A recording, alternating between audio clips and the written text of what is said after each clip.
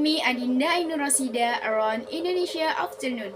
This time we will provide news on traffic jams which are often a major problem in big cities in Indonesia, including Jakarta. On this day, the volume on faces increases, especially on long weekends. Traffic jams occur in many areas of Jakarta and the worst-hit area of Bandung City.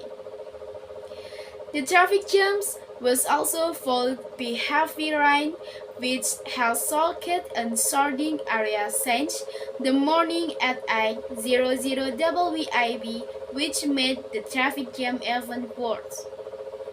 Heavy rains also fell in the western part of Jakarta and have caused flooding. The flood was already 20 cm high and disturbed road users. It can be especially dangerous for motorcycle users. Police officers also help direct traffic. That's the news for today.